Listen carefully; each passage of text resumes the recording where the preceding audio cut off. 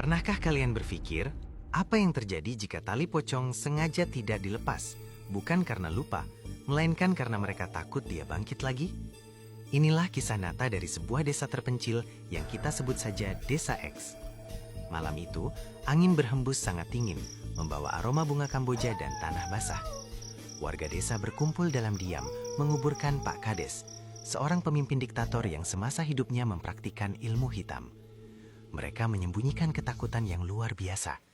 Alih-alih melepaskan ikatan tali kafan sebagai syarat terakhir pemakaman, para sesepuh desa saling mengangguk dalam bayang-bayang gelap.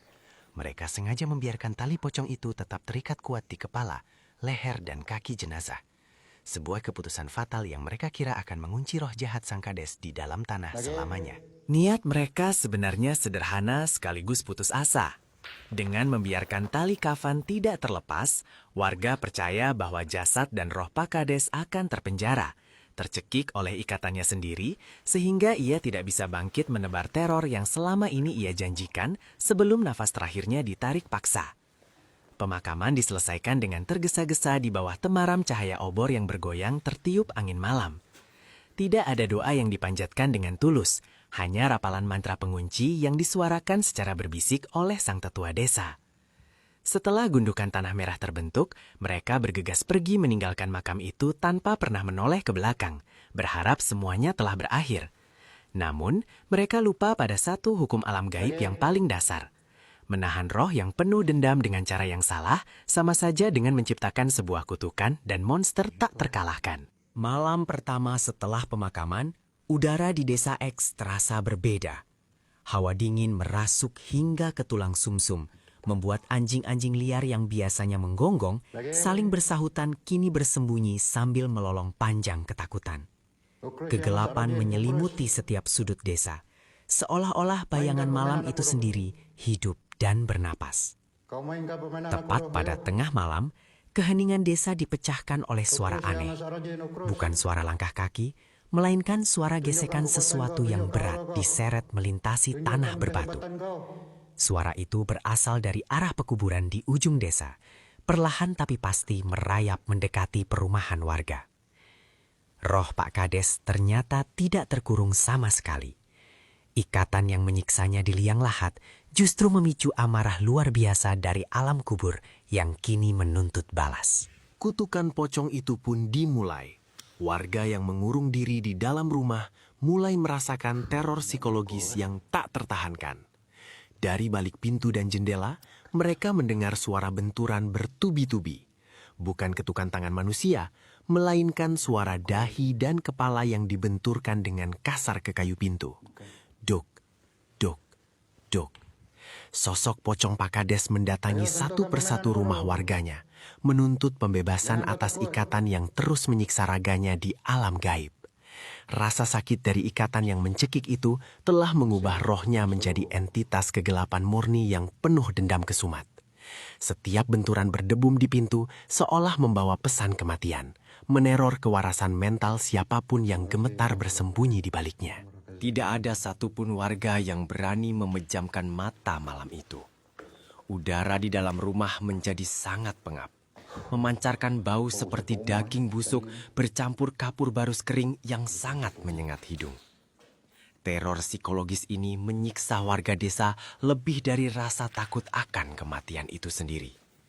Mereka terjebak dalam rasa bersalah dan keputusasaan ekstrim. Siapapun yang berani mengintip melalui celah jendela akan langsung berhadapan dengan sepasang mata menakutkan dari wajah yang menghitam mengintip dari balik kain kafan lusuh yang berlumuran tanah kuburan. Sosok itu hanya berdiri diam mematung di luar kaca, menatap tajam, seolah menunggu penghuni rumah untuk membuat satu kesalahan kecil dan membuka pintu pelindung mereka. Di tengah malam yang kacau dan penuh teror itu, sang tetua desa yang memimpin ritual penguncian akhirnya menyadari kesalahan fatalnya. Dalam semedinya yang dipenuhi keringat dingin menetes, ia melihat rentetan visi mengerikan tentang alam barzakh. Ia baru tersadar bahwa tali pocong yang tidak dilepas tidak pernah mengunci roh, melainkan mengikat rasa sakit duniawi ke dalam jiwa yang seharusnya sudah menyeberang.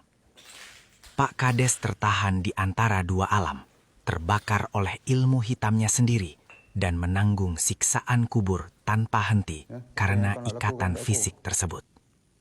Tetua itu menangis meratap dalam diam, menyadari bahwa ia baru saja melepaskan kutukan abadi ke seluruh penjuru desa X.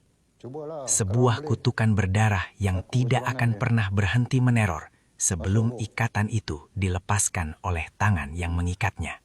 Malam-malam berikutnya, teror mencapai puncaknya yang paling gila.